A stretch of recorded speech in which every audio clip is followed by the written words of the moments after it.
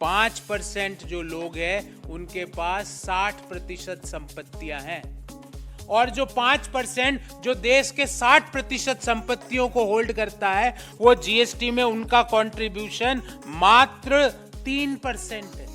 कांग्रेस नेता गौरव वल्लभ ने आज मोदी सरकार पर काफी गंभीर आरोप लगाए। उन्होंने कहा, 5% लोगों के पास देश की 60% संपत्ति है और देश की 70 करोड़ आबादी के पास मात्र 3% संपत्ति है। हिंदुस्तान में ये ताज्जुब की बात है कि हमारे देश में 5% जो लोग हैं उनके पास 60% संपत्तियां हैं, और जो बॉटम 50% जो लोग हैं देश के 140 करोड़ में से मैं गणना करूं तो जो 70 करोड़ लोग जो नीचे वाले हैं उनके पास मात्र 3% देश की संपत्तियां हैं। तो 5% अगर मैं कैलकुलेट करूं तो 140 का मतलब 7 करोड़ लोगों के पास देश की 60% से ज्यादा संपत्तियां हैं। और ऐसा नहीं है कि ये लोग जो जिनके पास 5% जिनके पास 60% से ज्यादा संपत्तियां हैं वो देश को ज्यादा कर देते हो, ऐसा नहीं है।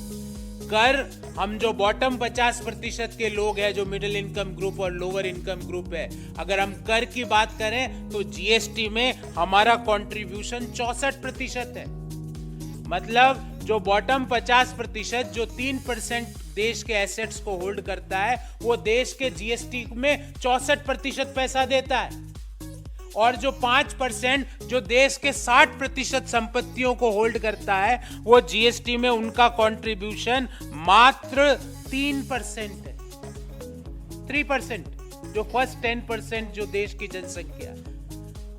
तो ये जो के शेप्ड रिकवरी मॉडल है, इसमें जो मोदीनॉमिक्स है उसके लिए हम यही कहेंगे, rising debt, rising unemployment and rising inequality.